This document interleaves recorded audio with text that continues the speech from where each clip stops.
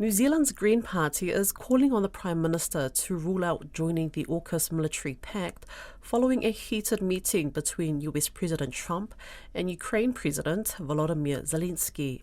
Green MP Tia Nautsoyono, who's also the party's foreign affairs spokesperson, said Trump's hyper-aggressive foreign policy makes the case to stay out of AUKUS stronger than ever, adding that it's escalating tensions in the Pacific region.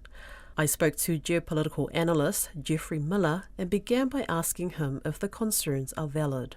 Look, there are a real range of views on AUKUS. It's been at the centre of a debate on New Zealand foreign policy for 2 years now, and it's not going away anytime soon. I think Christopher Luxon's approach at the moment is very much to play for time and very much say that New Zealand is still exploring, considering, looking at all of these things. In the end, it's all out of Christopher Luxon's hands, really, because we have a new president in town, Donald Trump, and he does take a very different view of the world to his predecessor, Joe Biden. So to some extent, I think the debate on AUKUS is perhaps slightly premature. We still really lack a steer as to what Donald Trump's view on AUKUS actually is. And remember, we've seen the way that he has treated Canada and Mexico, for example, in the last 6 weeks. So there's no guarantee even that Donald Trump will want to continue AUKUS in the present form with Australia, one of the core members, let alone bring in smaller players like New Zealand into what is called Pillar II. What do you think the relationship would be like between New Zealand and the Pacific if New Zealand were to join AUKUS as an associate member? I think it would complicate New Zealand's relationship with Pacific states because of the nuclear aspect, if it were to happen. And again, I do think it is quite a hypothetical at this point, not to sound too much like a politician myself. But remember, we do have the nuclear-free zone and we have the Treaty of Rarotonga. The view of the AUKUS members is that these are nuclear-powered submarines. They are not nuclear weapons, and therefore they are all compliant with the Treaty on the Non-Proliferation of Nuclear Weapons. Remember, Australia doesn't have nuclear weapons, so this would be a transfer to a non-nuclear weapon state of nuclear material inside these submarines. Remember, it's highly enriched uranium in these submarines. In theory, you could take that out and use it for nuclear weapons. You could repurpose it. Strictly speaking, it is compliant with the letter of the regulations. There's a loophole effectively under the NPT, as it's called, but I don't think it's a great precedent to set. Now, when it comes to New Zealand's position, the view is that AUKUS Pillar II does not involve the submarines and therefore is not nuclear related, and that is important for New Zealand's domestic audience as well, and that messaging has been made repeatedly over the past couple of years, that AUKUS Pillar II is completely separate from AUKUS Pillar I. I'm not sure really if that's the case. I think AUKUS Pillar II, to a degree, is very much linked with AUKUS Pillar I. They are two halves of this same coin, in effect. Otherwise, why would you link the two in the first place? So if you're in the Pacific, in the end, you're probably not going to be that happy with a project that is about legitimizing nuclear materials of any description, whether they're in submarines or out of submarines. So I think that's the complexity there, and it would have a big impact on New Zealand domestically as well because of the strong nuclear-free identity that many New Zealanders have become accustomed to since the 1980s. Remember, 40 years of that nuclear-free identity. Now, you just mentioned the Treaty of Rarotonga, and we've just seen the Marshall Islands become the latest signatory. Does this treaty hold any weight to ward off the nuclear-powered submarines from AUKUS if they were to ever enter the Pacific region? I'm not sure on that, whether that directly has an impact. I would rather suspect that depends on who you ask, and I think the view would be for, if you're Australia or the United States, is that you will transit through international waters if you wish to.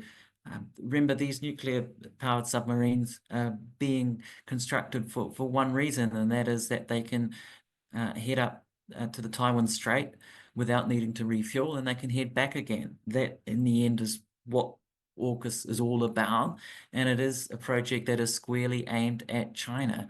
That's why China has reacted so vociferously to the construction of these submarines. But of course, to get to other parts of the world, you have to transit through places like the Pacific, and the Pacific, of course, is so vast. It is going to end up being a transit point at various times. So it does involve others. It would be good to see some transparency about all of this, but the nature of submarines and AUKUS as a whole is that it is being dealt with to some degree in behind closed doors. And we're not privy perhaps to a lot of the twists and turns into how this is all being developed. I'm absolutely certain that there is more than we've been told about New Zealand's involvement in AUKUS Pillar II as well, and what is being planned. I think if Kamala Harris had been elected US president, possibly New Zealand would have already been included in AUKUS Pillar II by now. But we've got now a very different president in the White House with a very different view, and I think that it is what is perhaps what is delaying some of these final decisions about what goes on with AUKUS in particular with regards to Pillar 2. But as I say, even AUKUS Pillar 1, the nuclear-powered submarines, I think it's a bit up in the air. Remember, Donald Trump has an America first foreign policy. He is not necessarily an alliance president at all. He's an alliance president when it is in the United States' interest, when it is in US national interest. That's when countries like Australia or Canada fit in. And if there's not a direct benefit for the United States, then we've seen Donald Trump is quite willing to tear up relationships, really, or we've seen that with Canada and the tariffs that Donald Trump has imposed, for example, even very close allies. So that's the context that we're dealing with at the moment. Do you think there are any benefits that the Pacific could gain from AUKUS, or is this just purely something to counter China's influence in the region? Well, again, that's very much dependent on who you ask. I think if you talk to Australian, US policymakers, they would see this as a benefit for regional security. I think Christopher Luxon himself, the New Zealand Prime Minister, described it as a good thing for regional security. And if you take the view that China is the big threat here, having nuclear-powered submarines patrolling the Pacific might be a benefit. I tend to take the view that this is escalation, and we don't need more escalation. It's already a pretty dangerous world out there, and it seems to be only becoming more complex by the day when you look at what's happening in the Middle East or Ukraine, elsewhere. When you look at what's happening in New Zealand's own region as well in the Pacific, I don't think nuclear-powered submarines, I don't think adding those to the picture actually makes us better off. I take the view that escalation begets more escalation, and I would prefer to have a strategy that's focused more on de-escalation, diplomacy, dialogue.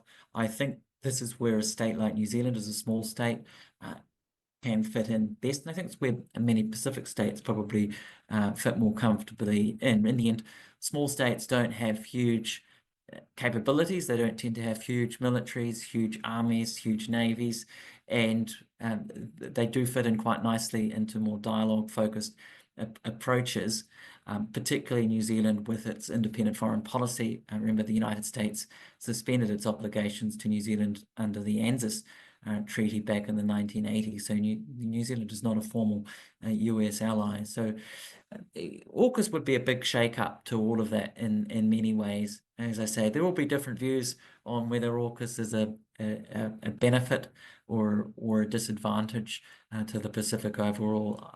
I tend to take the view that it's another example of escalation in these geopolitical tensions between Western countries and China in this case, and we'd be better to avoid that. There will be others who have different views. That's Pacific Waves for today.